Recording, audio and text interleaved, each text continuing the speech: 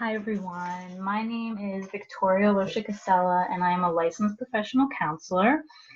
And the reason why I'm doing this video is because I want to remind our community about the importance of self-care and just teach you guys some tips that you can do every day to put yourself in a better place mentally and emotionally. So I hope you learned something from this and I hope this is helpful. I'm going to share my screen with you to show you my Word documents. So self-care, learn the basic tools to become mentally and emotionally healthier on a daily basis. Maslow's hierarchy and needs. So some of you may have heard of this, specifically if you've taken any psychology courses in school, and it starts at the bottom, physiological needs. So are your basic needs being met? Food, water, clothes, shelter, those things that many of us take for granted, but in reality, if you have all those things right now with what's going on in life, you're actually very blessed and lucky to have that. So on a really stressful day, it might seem difficult to have that be your positive, but it truly is a positive. If for some reason you don't have those things accessible to you, I would encourage you to reach out to local food banks or organizations that can provide that. There are numbers posted if you just look on government websites or the county websites that you live in. So be sure to do that if that's what you need, because if you're not getting those basic needs met, it's going to be really difficult for you to focus on other things, managing yourself emotionally and mentally if you don't have those basic needs met. Okay, so when I meet with my clients, some of the things I ask about are you sleeping well? Are you eating well? Are you taking care of your hygiene? So those are some things that you can consider every day. Are you sleeping well? If you're not, why not? Is there too much noise in the room? Can you make it darker? Can you make it more comfortable? Some of the typical things that I recommend to help with sleep are meditation, using essential oils. If your mind is racing a lot, the meditation can help with that also, or journaling out your thoughts, maybe an hour before bed to kind of clear your mind, making a list, to-do list of things that have happened for the day or to-do list for the next day, so you don't feel the need to have those thoughts cycling through your mind all the time. So just making small changes with sleep. Eating well. Are you making small healthy choices every day? So drinking a lot of water helps. It flushes out all the toxins from your body, keeps you full longer, so you're probably not snacking as much throughout the day. You've probably heard this before, but what you fuel your body with is going to affect how you're feeling, your energy level throughout the day. So being mindful of what you're snacking throughout the day and why you're eating. Are you eating because you're bored? Are you eating because you're stressed? And once you recognize those things, find a healthier way to replace it. So if you're bored, find hobbies to do. Go outside for a walk. Just go outside and sit on your porch for some fresh air. Things like that. Call a friend. So you have other things to do and you're forming a new habit. Taking care of your hygiene. So some of us still have to leave the house, some of us don't.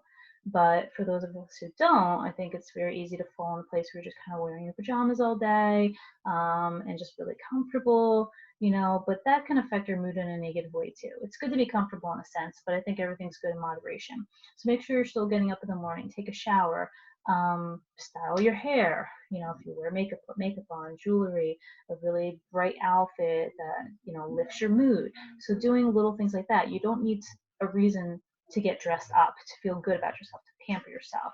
Just being alive is a good enough reason to celebrate. So do something to make yourself feel pretty or feel good. So all of these levels on Maslow's hierarchy of needs, I think in order for us to feel our best, something well has to be going on in each one of those stages. And that's really what this is about. So you start off with your basic needs, and then, making sure all those things are being fulfilled to the best of your ability. Then we kind of go up each level. It's important for us to recognize where we hold our stress. I think many of us right now are feeling some level of stress or anxiety, and some of us are very aware of what's going on in our body and why we're feeling certain aches and pains. And you can have aches and pains for all different reasons, but this slide just shows you what some of those areas might mean if you're feeling tension in them. And this isn't necessarily something for you to explore right now. This is something more so that you would explore in more detail with like a therapist or a doctor.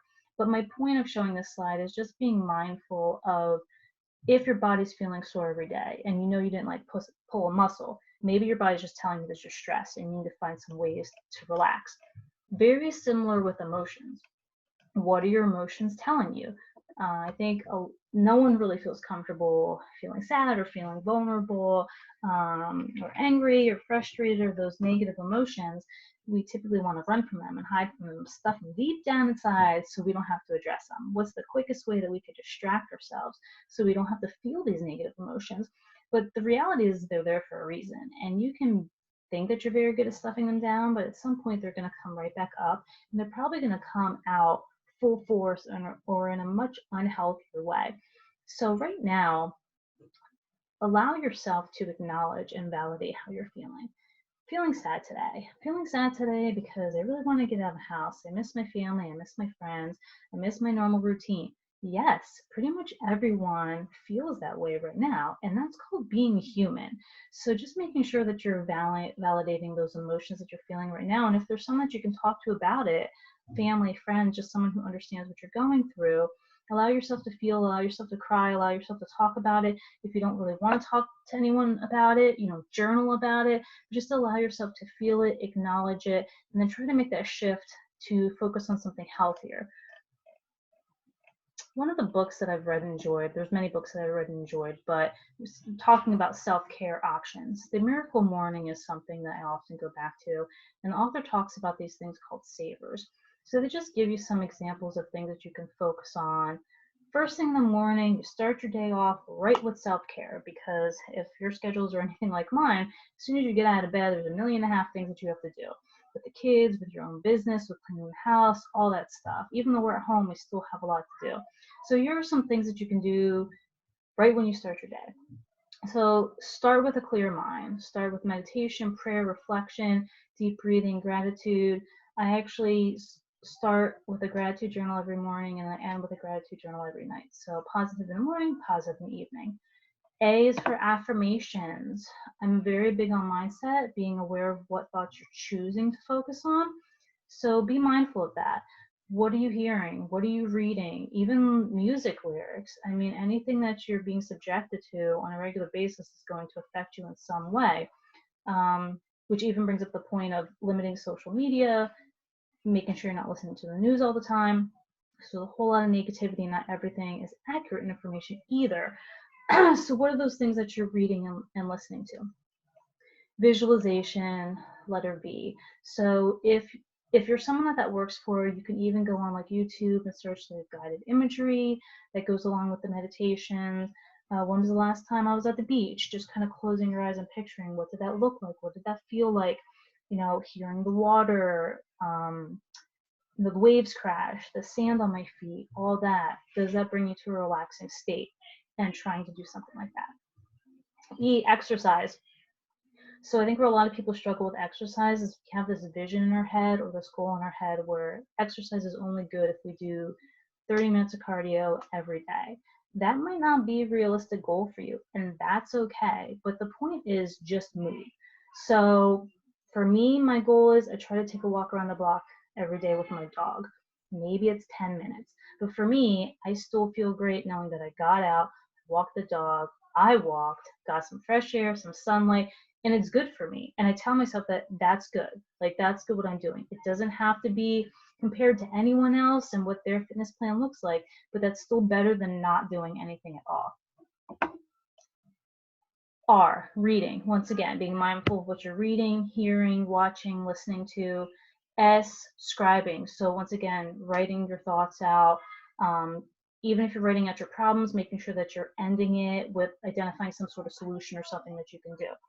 So savers, that's something that you can even print out the handout and hang it somewhere just for that reminder every day. Okay, some grounding techniques.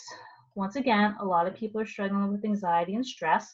So here are 2 simple breathing techniques that you can use. 4-7-8 breathing. So you're going to inhale for 4 seconds, hold for 7, and then release for 8. You really want to make sure that all the air is out. it should be a very deep breath, not a shallow breath. Another grounding technique that I like to recommend is using your senses. And I particularly like to use this method outdoors because I love being outdoors in general. So if you sit outside, what do you see? What do you hear? What do you smell? What do you feel?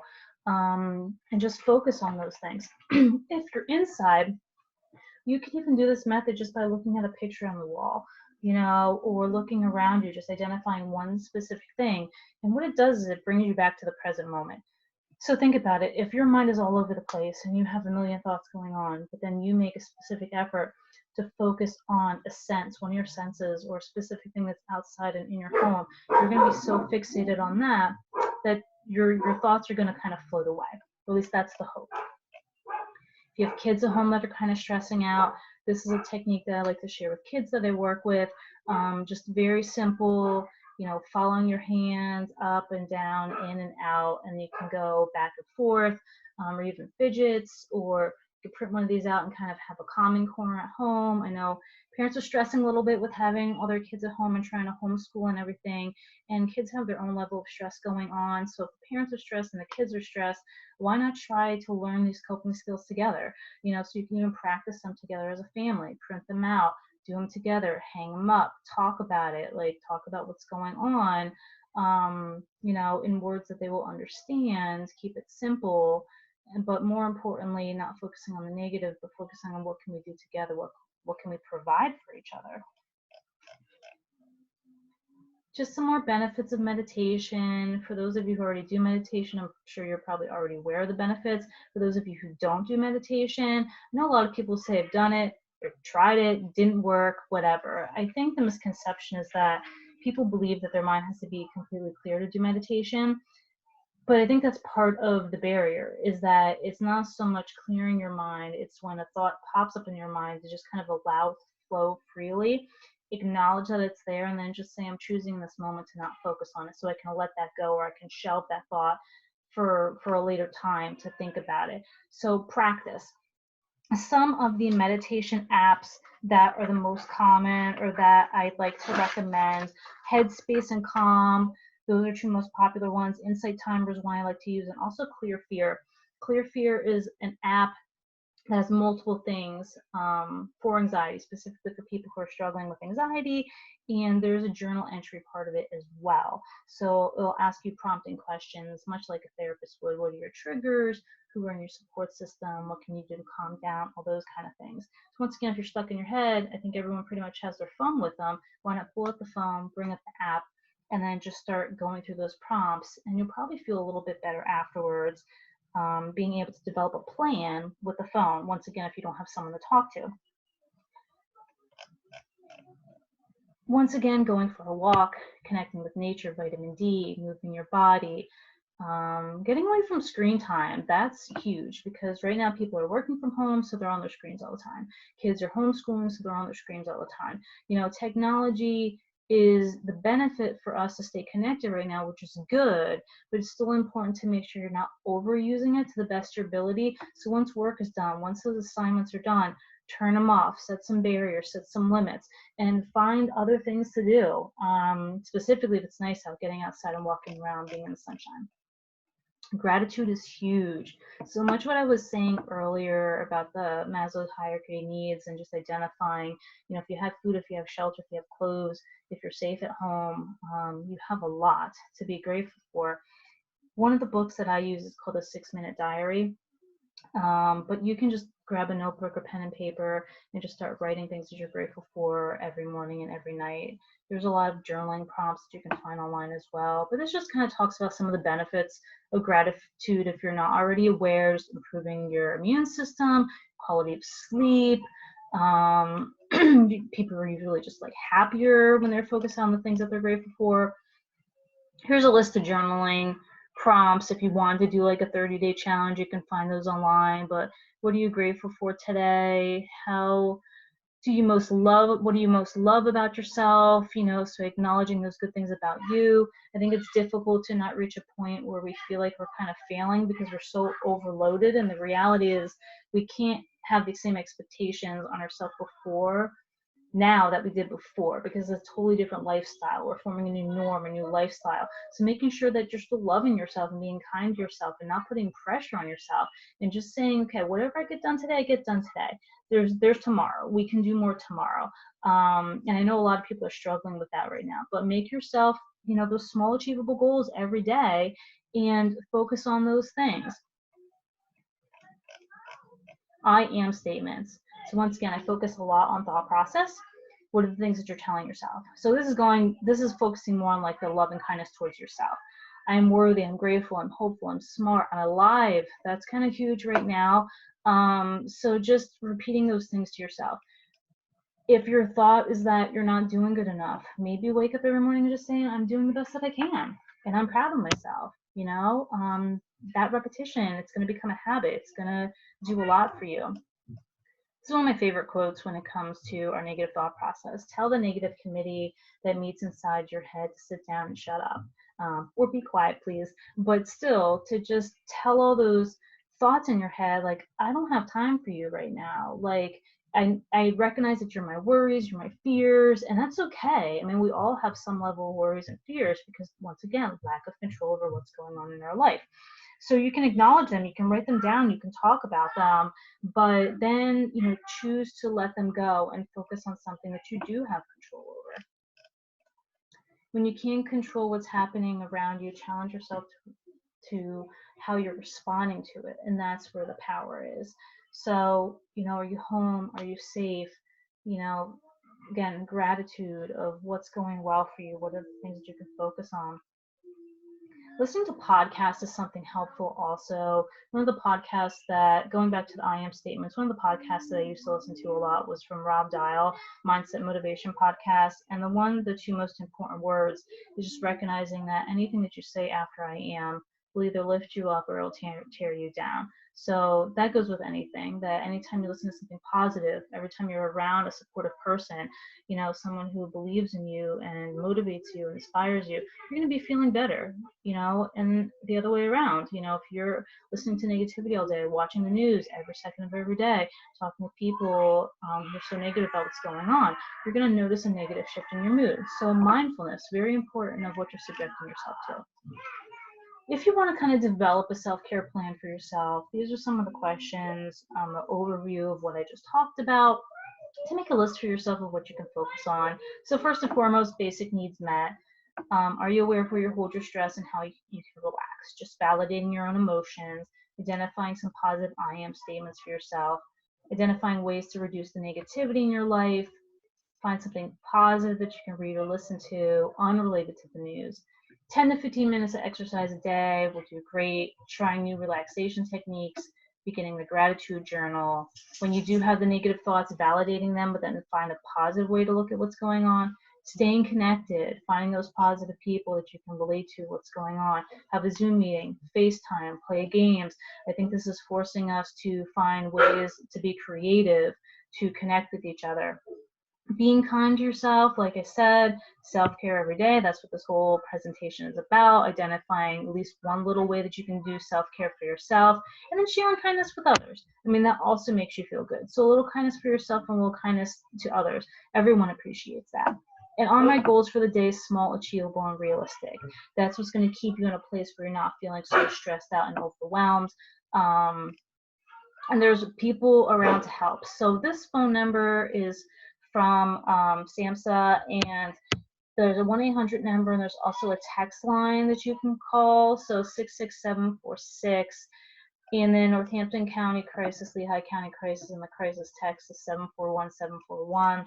So if you don't have a current therapist, doctor, provider that you know well and trust, you can call one of these phone numbers if you're really in desperate need of help.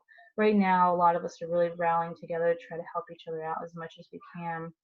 You're more than welcome to contact me as well. Here's my contact information. I'm just doing everything telehealth right now, so my phone number, email, you can check out my profile. And also you can feel free to follow me. I'm primarily on LinkedIn and Instagram. Facebook, I have a women's group page with two other colleagues of mine, the Lehigh Valley Women's Empowerment Group. So that's something that you can check out as well. And I really hope that you were able to gain at least something from this presentation that you can take with you, that you can use throughout your day, starting tomorrow. If you feel like there's barriers and you just don't know where to start, like I said, reach out to me. I am more than happy to help in any way possible. And again, the reality is that we're in this together, and no one should feel alone. We're all struggling to some degree. No one is alone in what's happening right now. So just make sure that you reach out when you can, and just take it one day at a time, and take some deep breaths, and make those small achievable goals, and truly believe that everything's going to be okay. Well, we will reach a point where we're out of this pandemic. But in the meantime, it's important that we stay as healthy as we possibly can, and to help each other out. So hopefully I'll hear from you soon, or see you in the community soon.